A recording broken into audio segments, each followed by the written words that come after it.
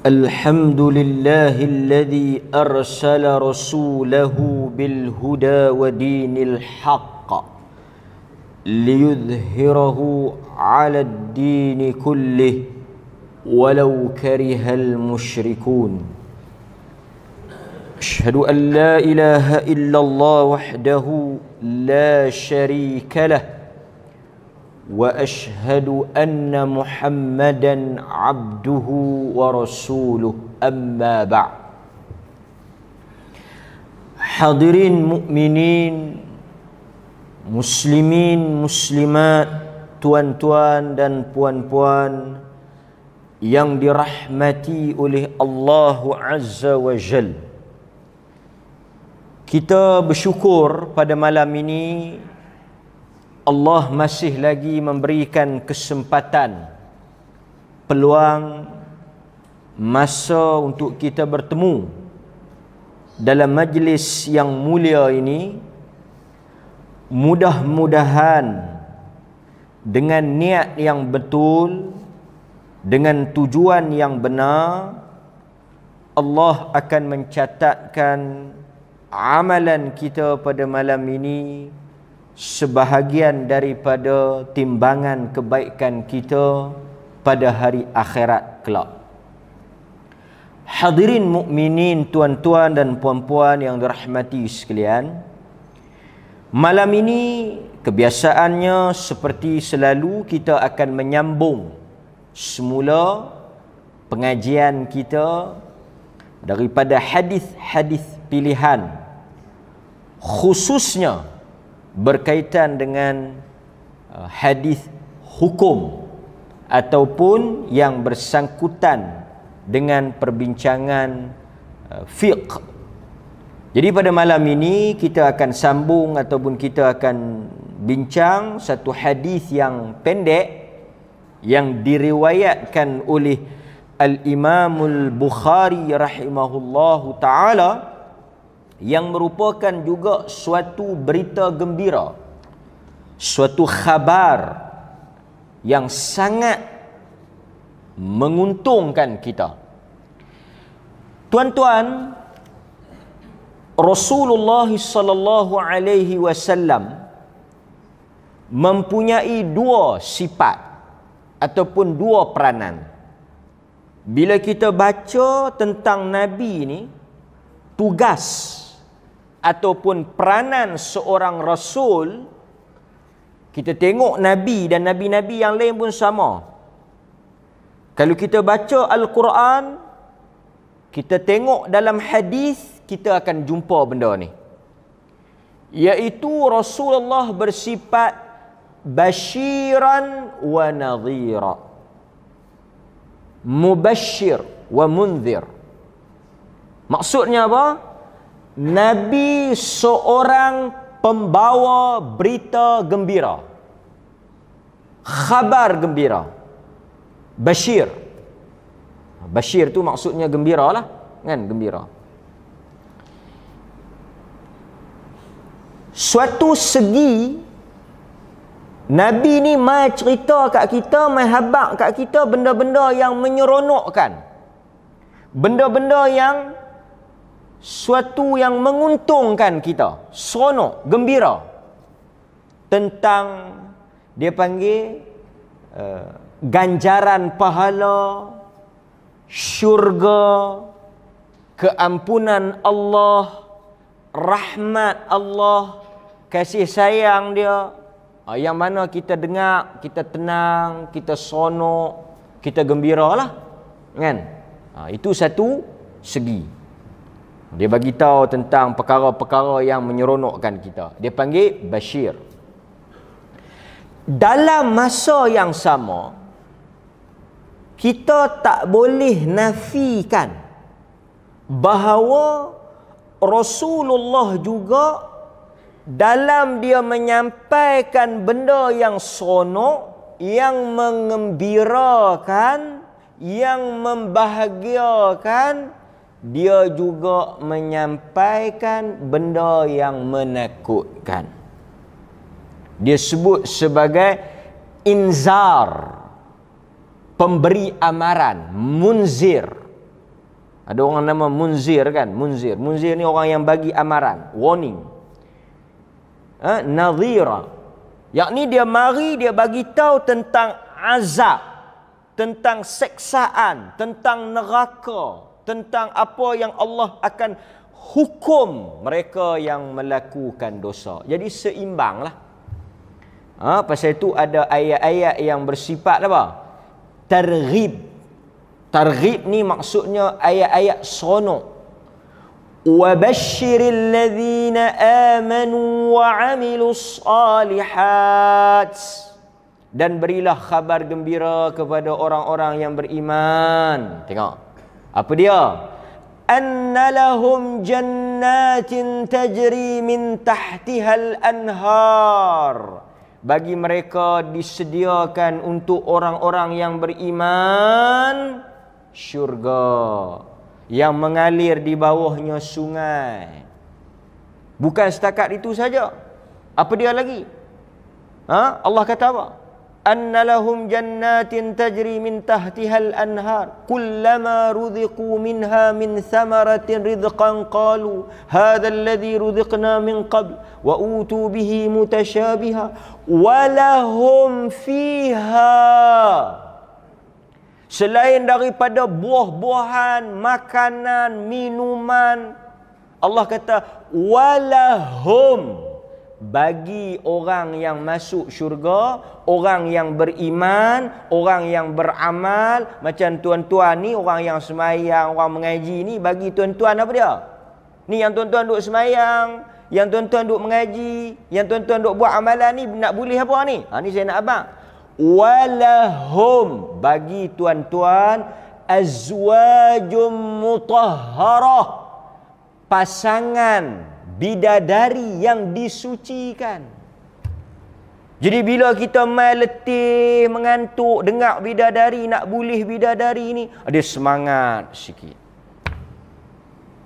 Dia seronok sikit. Kan? Mungkin di dunia dia duk berangan lah juga. Kan? Nak kahwin dengan kawan tu, nak kahwin dengan kawan ni. Kan? Tapi dia balik rumah, dia tengok kawan tu lah juga. Tak mengapa. Saya nak pesan, semayang saja bagi banyak, mengaji bagi banyak, sedekah bagi banyak. Allah dah kata walahum, disediakan bagi kamu pasangan-pasangan. Sebab itu orang bertanya kepada Nabi sallallahu alaihi wasallam tentang kesudahan mereka yang tidak berkahwin, yang tak ada pasangan. Tak ada pasangan, lagilah banyak masa nak semayang, lagilah banyak masa nak mengaji, lagilah banyak masa nak tahajud. Allah akan kahwinkan mereka di syurga. Jadi ini yang kita namakan, yang dikatakan sebagai khabar gembira. Berita-berita tawaran, dia panggil apa? Offer, tawaran yang Allah sediakan. Untuk siapa? Untuk orang yang beriman dan beramal. Siapa orang yang beriman dan beramal? Tidak lain dan tidak bukan tuan-tuan. Jadi bila kita baca ayat-ayat tentang syurga, ayat-ayat tentang kenikmatan, tentang apa yang Allah sediakan, ini sebenarnya ayat-ayat untuk kita. Janji Allah. Janji Allah. Kan? Okey? Jadi malam ini kita nak ambil satu lagi. Khabar gembira. Ganjaran untuk kita. Kan? Apa dia? Ini juga satu semangat untuk motivate, tashji', untuk nak bagi kita rasa apa? Rasa kuat nak buat ibadat. Di antara rahmat dan besarnya ganjaran Allah, Nabi sallallahu alaihi wasallam menyatakan daripada Abu Musa al-Ash'ari radhiyallahu an, Rasulullah sallallahu alaihi wasallam bersabda, ini tawaran ni.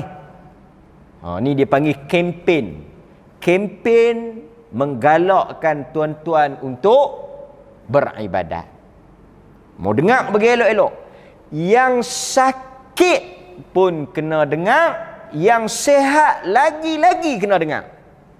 Kata Abu Musa al-Ash'ari, Rasulullah sallallahu alaihi wasallam bersabda, dengar tuan-tuan, "Idza maridal 'abd aw safara", mana-mana hambanya, yakni hamba Allah, marida, sakit. Apa jenis sakit lah.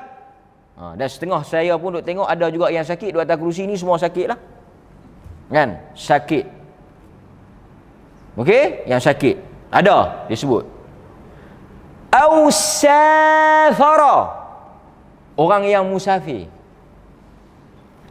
Dua golongan ni Allah telah bagi suatu kelebihan. Kelebihan. Dia bukan kekurangan, kelebihan lah. Sebab apa kelebihan? Sebab orang yang sakit, mereka masuk dalam golongan khas. Termasuk orang yang musafir. Golongan khas ni maksud apa? Ada pengecualian dan kelonggaran. Ataupun kita sebut mereka ni ada speciality sikit lah. Keistimewaan.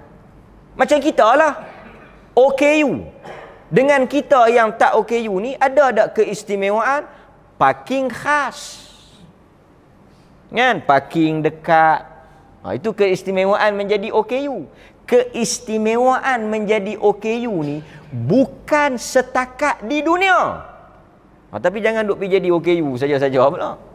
Kan? Dia kata payah nak parking. Kan? Dia pun pergi mohon kad OKU. Pasal nak pergi parking tempat OKU tu, yang buat keluar kad OKU tu JKM. Kan? JKM yang bagi kad OKU tu. OKU apa ni? Otak. Sakit otak. Tengok semua sihat. Mental. Jadi bila dia dapat kad OKU tu, dia dapat keistimewaan. Separuh harga, parking mudah. Kan?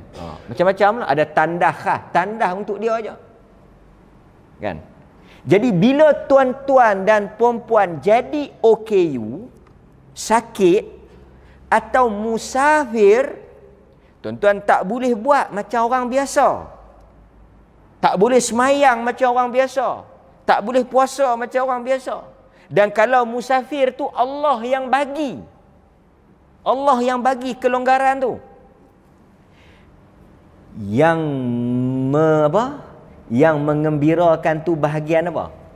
Ini yang mengembirakan tu. Kadang-kadang kita termenung, susah hati, dom saja. Awak duk tengok orang boleh semayang elok, duk tengok orang boleh buat macam-macam lah, kuat lah. Kita yang sakit ni rasa tak seronok lah.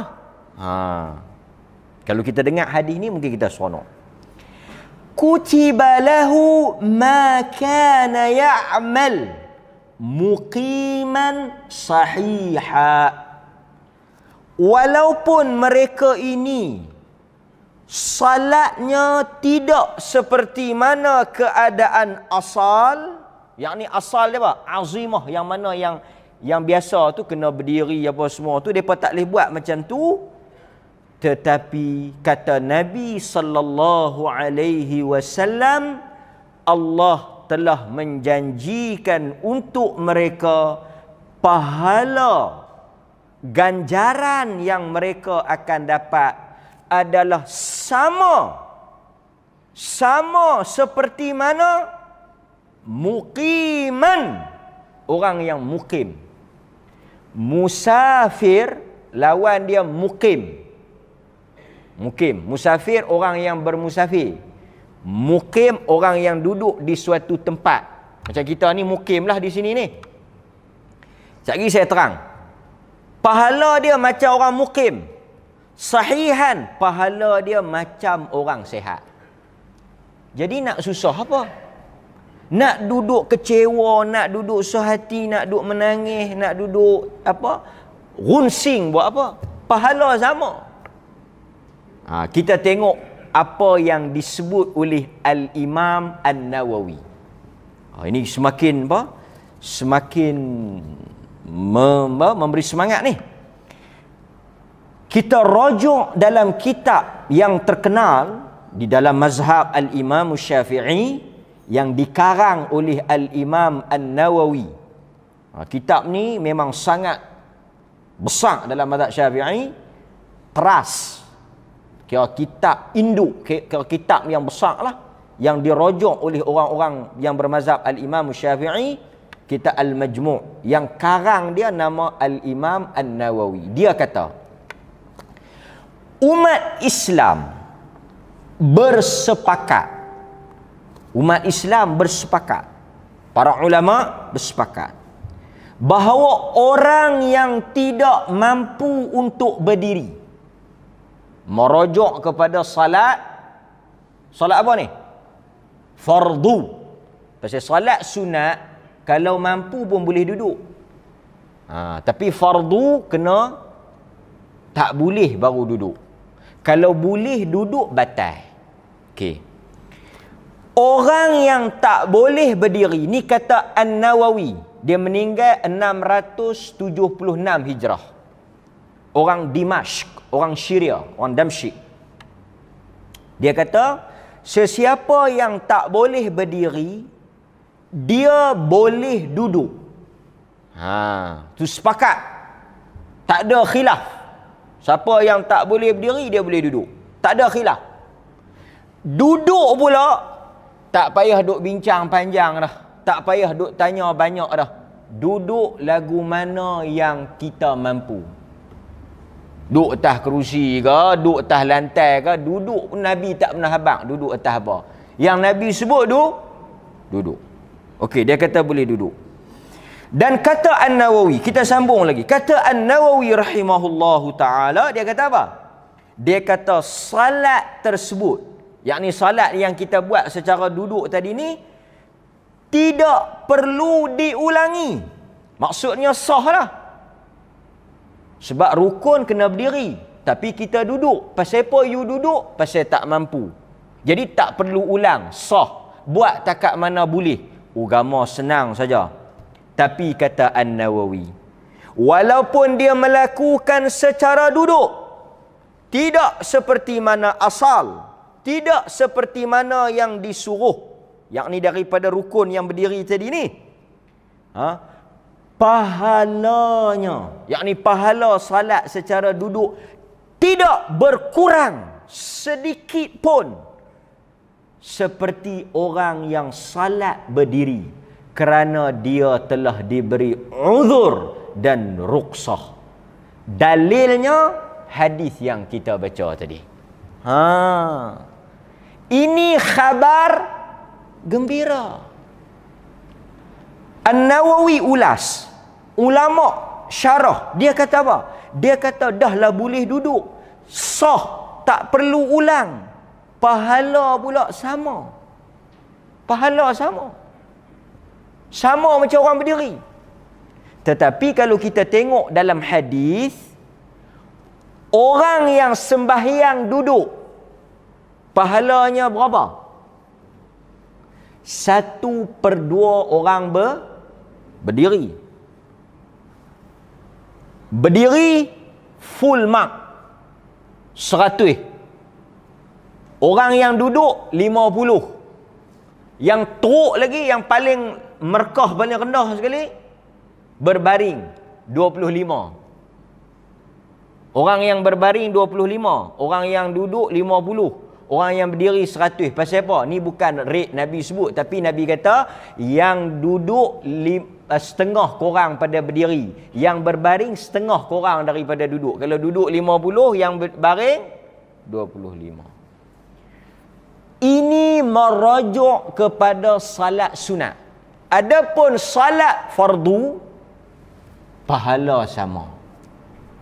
Pahala sama. Tuan-tuan. Dan lebih menarik lagi, Lebih menarik lagi. Tapi kita ada syarat dia. Ada syarat dia. Setiap benda mesti ada syarat dia. Setiap tawaran-tawaran yang hebat ni tuan-tuan berhati-hati. Mesti ada syarat dia. Tapi tak apa, sebelum kita nak contoh syarat tu, kita bagi seronok dulu. Bagi seronok, bagi semangat dulu, baru kita letak syarat. Baru kita habaq syarat. Kan? Dia seronok dengar syarat. Oh, dia kata tak layak ah. Fail lah, tak cukup syarat. Syarat dia satu je. Syarat dia satu je. Tuan-tuan, mana ada orang nak bagi syarat satu? Kan? Syarat dia satu. Tuan-tuan nak dapat berilmu berapa syarat kan? Berapa kena buat? Okey, kata Al-Imamul Bukhari. Al-Imamul Bukhari dia letak hadis ni, dia yang riwayat dalam sahih dia, dia letak dalam bab dia. Ni bab dia tulis sendiri. Bab apa? Yuktabu lil musafir mithlu ma kana ya'malu fil iqamah. Ditulis pahala bagi orang musafir, termasuklah orang yang sakit tadi, pahala penuh seperti mana yang dia lakukan ketika bermukim. Maksudnya apa? Kita bagi luas sikit. Orang yang biasa berjamaah di masjid, lelaki lah khususnya, yang duk main ni, tuan-tuan duk main sembahyang jemaah ni, duk sembahyang waktu. Alhamdulillah kalau Allah izin sampai ke mati lah. Kan? Sampai ke mati sembahyang di masjid. Kalau lagi hebat, mati dalam masjid. Lagi hebat. Takaklah ni dia pun tak ada lagi lah. Kan? Bagi-bagi salam. Ni orang nak tutup pintu, sengak. Sampai ke mati. Kebanyakannya mati di rumah lah. Okey.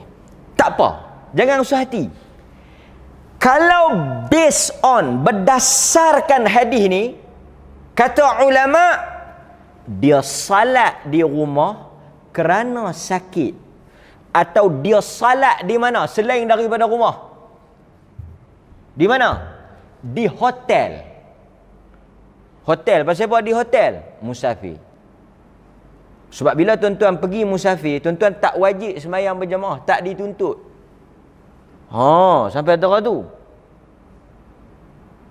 Maksudnya, pahala yang kita sembahyang di rumah tu, pahala yang kita sembahyang di hotel tu, pahala yang kita sembahyang di luar daripada masjid tu, oleh kerana uzur dan juga alasan-alasan yang diluluskan, dibenarkan tadi ni, kata para ulama, 27 darajah. Pahala dia berapa? 27. Tuan-tuan bila pergi luar, bukan nak sembahyang di masjid. Sebab susah nak pi. Dan memang tak dituntut. Tuan-tuan pun sembahyang. Dah sembahyang di rumah. Buat pula berapa? Direpuh buat 5 kali. 4 rakaat. Pi Kuala Lumpur buat 3 kali saja. Subuh, lohor tambah asar, maghrib tambah isyak. Kerak pula ke atas. Yang 4 jadi 2. Full mark. Markah penuh. Macam di rumah. Tu dia. Buat korang, buat sikit, tapi pahalanya sama. Tuan-tuan, ini khabar gembira. Nampak? Sehingga kan kata para ulama, orang yang duk berzikir lepas salat, orang yang duk baca Al-Quran di rumah, di masjid, bila dia pergi mana-mana musafir, syaghalat, dia sibuk, dia tak dan. Dialah kita pergi di luar, adakah sama macam duk di kangak ni? Kita sibuk, kita pergi berjalan. Kalau duduk buat lagu perangai di kangak, jam. Sebab itu bila kita pergi salat di sana, Allah kurangkan daripada 4 buat 2. Kan? Nabi pun tinggal semua. Nabi tinggal semua qabliyah ba'diyah ni. Tinggal. Pasal Sebab agama ni dia raikan tabiat manusia. Dia tahu bila kita musafir. Kalut tak tuan-tuan? Kalut. Pasal itu musafir ni disebut apa? Kita berjalan jauh ni, tuan-tuan bisa dengar tak? Dalam hadis Sahih Muslim. Ni pembayang bagi dah. Dia punya clue dia duduk dalam Sahih Muslim. Nabi sebut benda ni dalam Sahih Muslim. Nabi sebut apa? Tu terang tak sangka dia punya clue dia tu. Dalam Sahih Muslim. Nabi kata, As-safar kit'atun minal azab. Musafir ni adalah sebahagian daripada azab. Azab. Musafir ni letih, mengantuk, tak ada nak makan, kalut, kan? Tak kira lah pergi berjalan ke, pergi buat kerja ke apa ke. Maka Allah raikan benda ni. Maka kata para ulama, pahala-pahala rutin yang dia memang duk buat sentiasa dah tu tetap berjalan seperti biasa. Katalah pukul 5 lepas asar dia duk baca zikir pagi petang. Dia duk baca Quran. Sejam selalu lepas asar pukul 5 sampai pukul 6. Sejam dia baca Quran, dia meratik, dia berzikir, dia berwirid. Bila dia pergi bersafir takkan atau masuk hospital ke apa, takkan sampai sejam. Mungkin dah 5 minit. Astagfirullah, astagfirullah, astagfirullah. Kata ulama, pahalanya sejam. Pahalanya penuh seperti yang biasa dia buat. Ini satu ganjaran.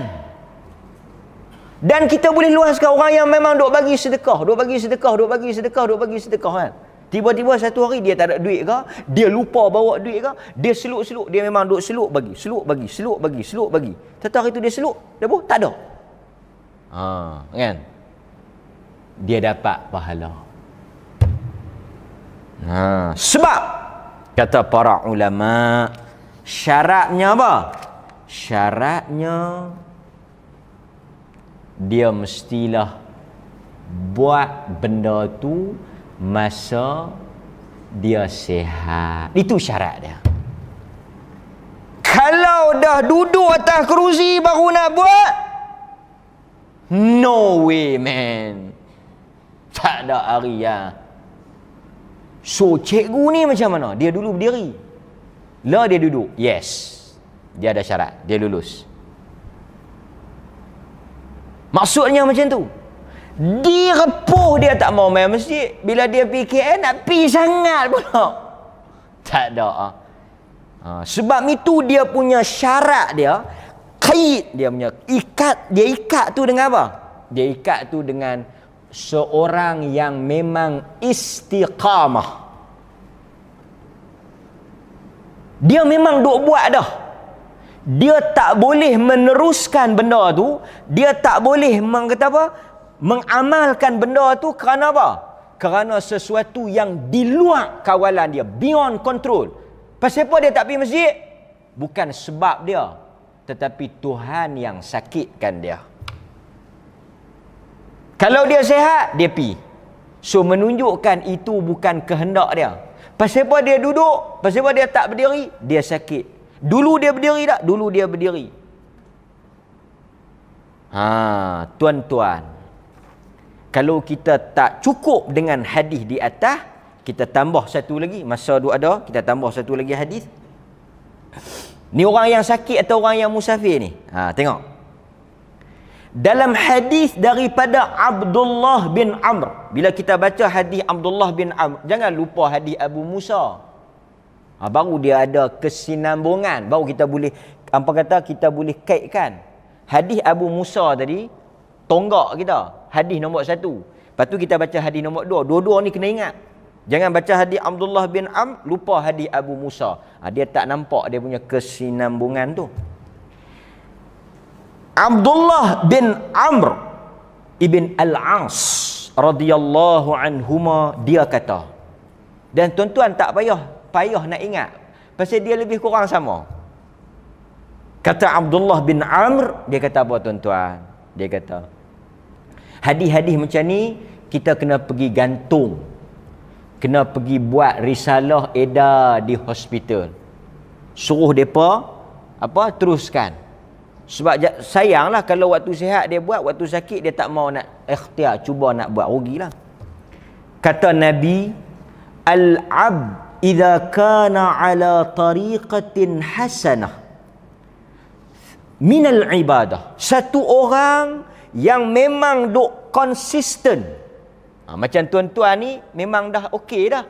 Pasal saya duk tengok memang duk buat dah. Ataupun orang kelih kata, muka-muka tu juga. Baguslah. Sebab muka-muka tu menunjukkan apa? Konsistensi. Istiqamah. Yang ni yang kita nak ni. Okey? Jadi bila tuan-tuan ni ala tariqatin hasanah minal ibadah, tuan-tuan memang duk buat dah benda ni, thumma marid. Lepas tu tuan-tuan sakit. Tuan-tuan sakit dah, lepas tuan-tuan duk buat dah tu, lepas tu tuan-tuan sakit. Qila lil malak. Kemudian dikatakan kepada malaikat Muhammad bin Ahmad. Dia duk catat. Tiba-tiba Muhammad bin Ahmad ni sakit. Ataupun ada uzur. Ada uzur. Tuan-tuan tahu tak? Allah kata apa? Allah berfirman. Allah perintah kepada malaikat. Qila lil malak muwakkal. Uktub lahu mithla amalih. Allah kata, uktub. Tulis. Malaikat ni nak potong lah. Sebab apa nak potong? Pasal dah buat korang. Allah kata tak. Uktub mithla amalihi. Tulis macam yang duk buat dah. Ni. Allah firman, tulis macam duk buat dah. Idza kana taliqan. Hatta utliqahu. La ni aku yang bagi dia sakit. Tulis. Ni Allah kata, sepanjang dia sakit tu, tuan-tuan sakit lama mana? Tak tahulah. Ada yang sembuh, ada yang lega. Lega lah. Yang matilah jawabnya. Kita pun tak tahu. Orang tanya macam mana ada nak boleh lega. Lega tetap lega punya. Tuan-tuan kena jawab itu. Lega tetap lega punya. Lega tetap lega tu apa maksud? Lega di dunia atau lega di akhirat? Di akhirat tuan-tuan tak sakit dah. Percayalah. Di akhirat bila kita bangkit 30-an syabun. Seusia orang muda. Orang muda mana sakit? Ni orang muda pun tak larat duk sakit. Kena picek kot-kot silap tarikh lahir. Orang muda tak sakit. Okey. Jadi Allah kata tulis sepanjang dia sakit tu tulis. Kalau dia sihat, berhenti. Tengok Allah kata bila dia sihat, berhenti. Berhenti pasal apa? Kita nak tengok pula. Tak bolehlah pakai masa sakit kan? Faham tak? Dia sihat, tulis. Penuh. Dia sakit, tulis penuh. Dia sihat, nanti dulu. Tengok pula. Pasal ada orang bila dia sihat, akainya jenuh. Kakinya, kan? Dulu tak nampak main masjid. Macam saya dah kata lah, tak nampak main masjid. Jenuh, duk terpembang, kelam sikit, tak pakai berhenti ya. Pilah buang apa tu, katarak tu. Tak jumpa tempat kenduri, tak pakai dah spek mata. Dia kata, cikgu tak pakai dah spek mata. Dia buanglah katarak ni. Cerah dah ustaz oi. Dulu saya ingat cedok kambing, tak tahu pergi cedok ikan krim. Punya tak nampak. Lepas-lepas cerah tu, dia pun cerah. Tak main ada masjid. Tak main ada masjid. Pasal tu Allah kata berhenti sat. Tengok dulu. Masa sakit kita bagi. Masa dia sihat kita nak tengok. Dia istiqamah ke tak? Ataupun Allah kata kalau dengan sakit itu aku matikan terus dia, maka tulislah sampai mati. Tengok tuan-tuan, tulis sampai mati. So tuan-tuan nak sihat ke nak mati? Kalau baca hadis ni tuan-tuan nak sakit ni sihat ke ataupun biarlah saya bawa sakit, biarlah saya membawa gout ini bersama-sama saya. Kan? Biarlah saya bawa darah tinggi ini bersama-sama saya. Bagus ya, pasal apa? Sepanjang sakit. Nampak? Ini yang disebut dalam hadis. Tuan-tuan, hadis ini menjelaskan kepada kita tentang besarnya istiqamah. Besarnya istiqamah. Dan ini juga satu rahmat bagi orang yang sakit. Sekarang saya nak sebut kat tuan-tuan. Ini tuan-tuan kena tulis sikit. Ataupun kena ingat sikit lah. Tak payah tulis, ingat pun tak apa. Kita ada berapa kes yang boleh dapat pengecualian. Tapi markah penuh. Yang ni dia panggil apa? Dia panggil beberapa sebab yang Allah Subhanahu wa taala lapangkan atau Allah taala bagi satu peluang kepada kita. Makna kita tak buat tapi pahala kita dapat. Yang pertama, ni tuan-tuan kena ingatlah. Yang pertama, tuan-tuan tak buat atau meninggalkan sesuatu kerana darurat. Kerana darurat. Kan? Darurat dalam keadaan, kan nak bincang darurat panjang lah, tapi saya sebut umum. Darurah. Nanti bila kita bincang bab darurah. Darurah ni saja panjang.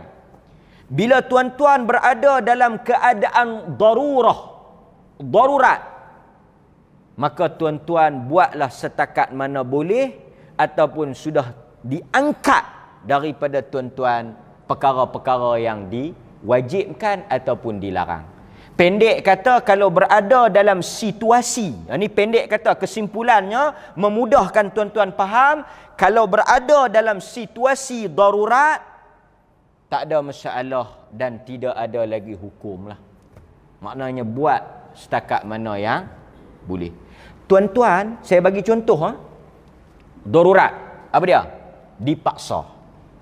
Nyawa.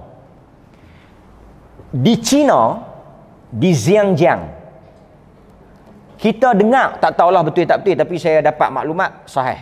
Di Xinjiang, umat Islam dilarang berpuasa. Dilarang berpuasa oleh pemerintah China. Pemerintah China. Komunis. Mereka komunis. Dia komunis ni, Rusia, China, Korea Utara ni komunis. Mereka tak ada agama. Okey, tak ada agama. Mereka tak benarkan umat Islam puasa. Disuruh makan. Yang kerja-kerja kerajaan, mereka nak tengok makan tak makan. Mereka pergi cek. Tuan-tuan, macam mana mereka nak puasa? Tak apalah, lepas ni mereka ganti. Ya Allah. Dia bukan larang bulan puasa saja, dia larang sepanjang tahun. Tak ada can.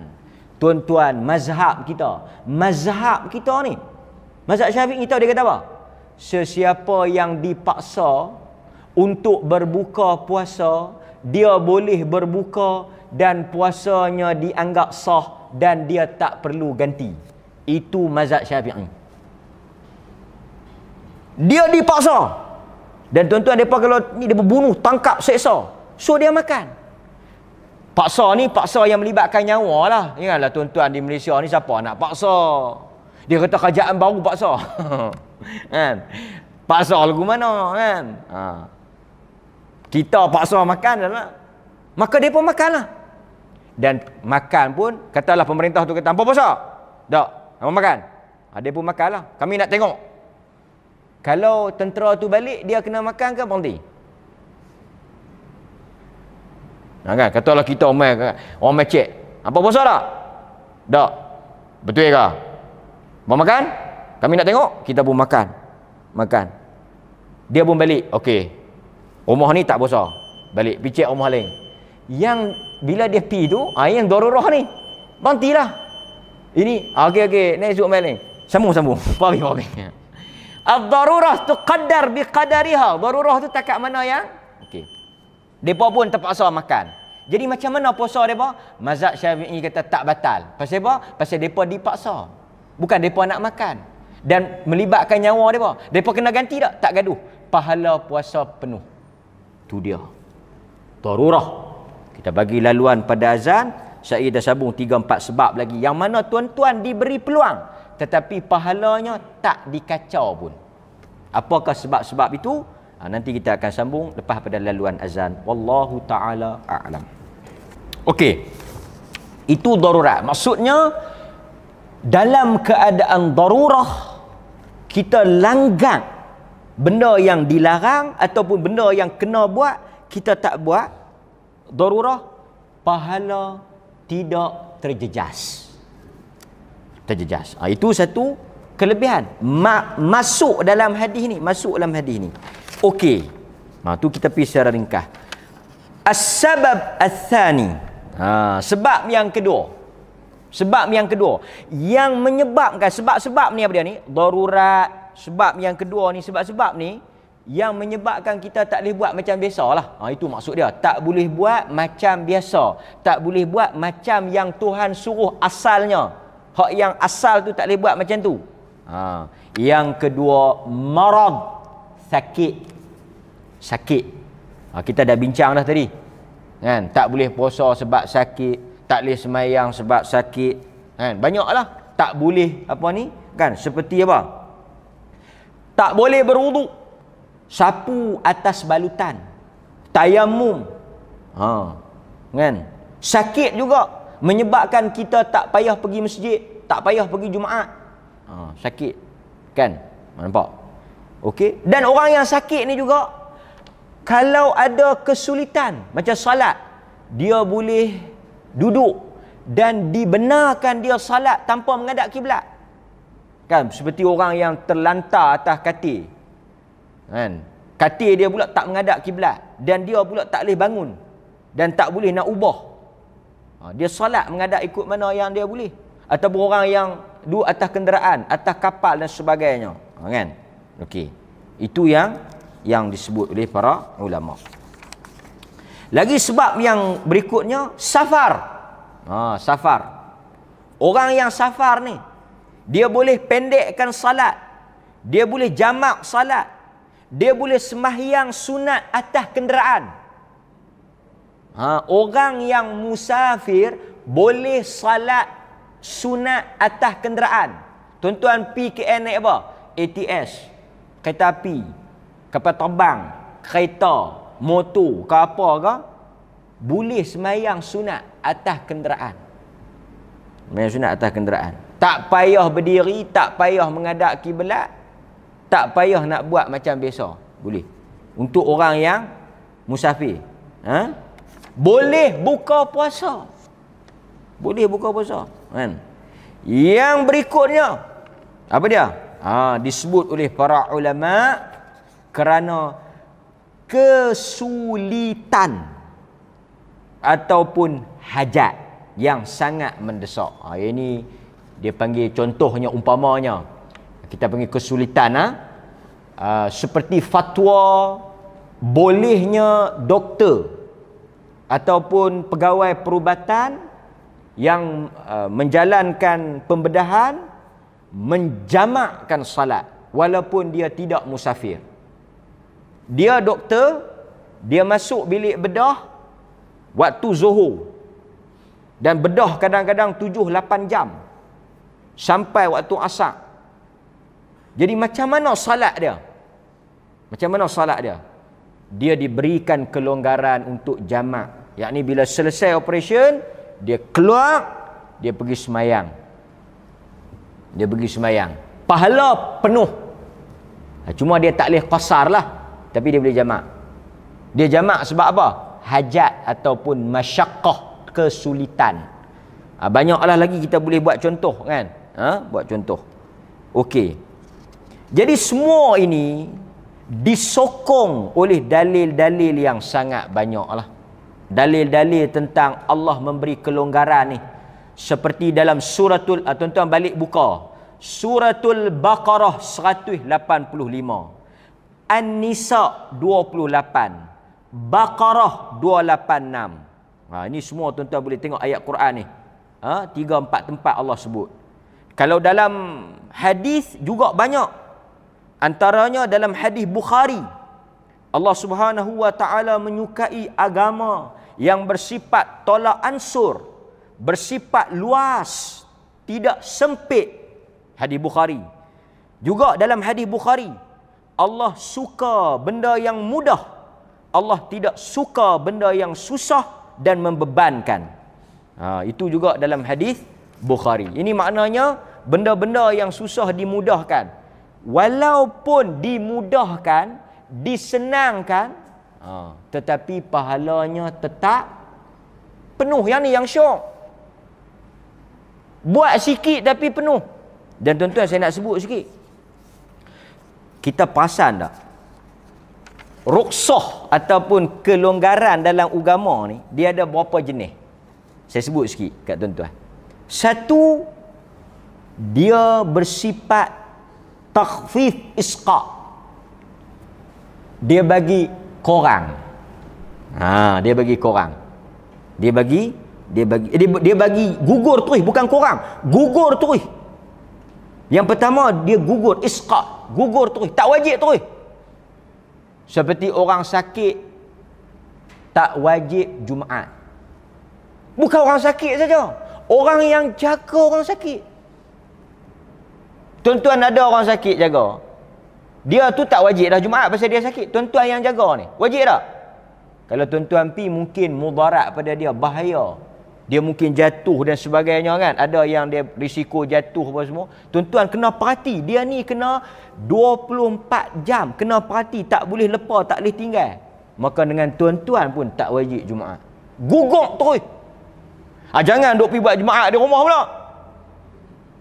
Saat ni pergi cari batang kayu tang mana, duk baca khutbah pergi kat dia pula. Tak wajib. Nampak? Yang kedua, yang tadi dia gugurkan terus. Yang kedua, dia kurangkan daripada 4 jadi 2. Dia kurangkan. Dia tak gugur tapi dia kurangkan. Daripada 5 jadi 3. 5 waktu jadi 3 waktu. Bukan 5 hari sekali. Dia kata aku ni dalam ruksah 5 hari sekali, Jumaat saja. Yang tu bukanlah. Yang tu dia panggil ikut nafsu. Kan? Okey. Dan dia lagi apa lagi? Dia bagi juga boleh apa? Kalau lewat tu delay. Yang awal ni, dia panggil apa? Mengawalkan ni. Tuan-tuan boleh, contoh, asar boleh perawal. Lohor boleh pesayuk.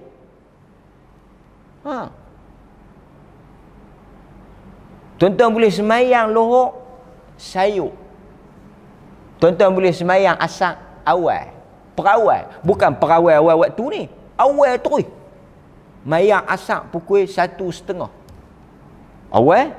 Nampak? Ini juga bentuk. Bentuk-bentuk yang Allah Subhanahu wa taala benarkan pada kita. Okey? Dan juga dia panggil apa? Takhfif taghyir. Dia ubah. Berdiri, duduk. Duduk, baring.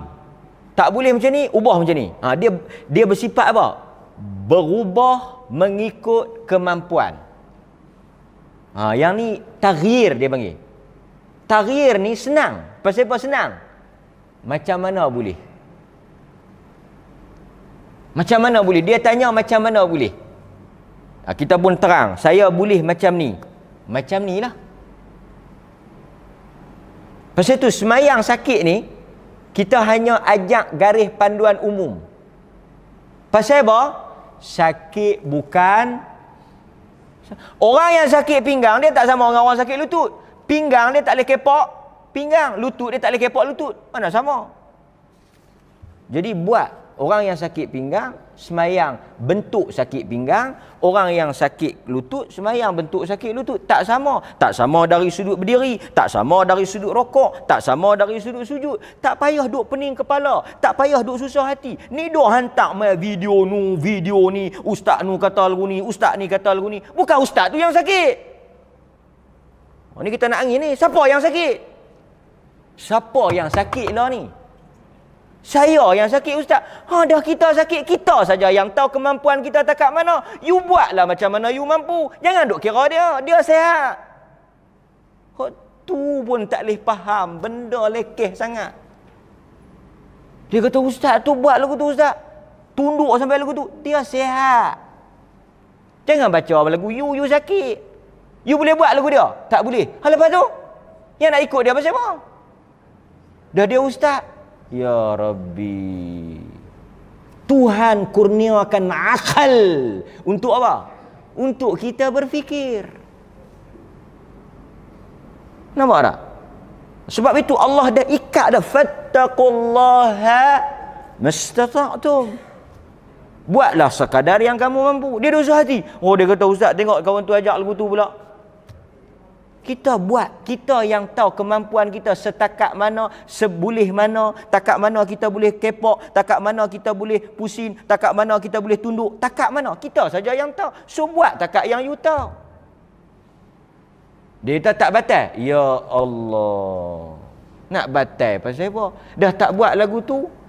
Dah kita nak tanya pasal apa tak buat lagu tu? Pasal apa yang tak buat macam tu? Pasal saya tak boleh. Jawapan dah ada. Jawapan duduk di kita. Pasal kita tak? Pasal kita tak boleh. Kalau boleh, kalau boleh kita buat ustaz. Pandai. Kalau boleh buat. So jangan biarkan diri anda diselubungi misteri. Tak payah. Dia semayang elok dah 3-4 hari, kawan mana tak tahu main hantar video. Kawan tu pun bukan tengok forwardnya. Dia pun hati telefon kita ni macam mana video lain pula ustaz kan.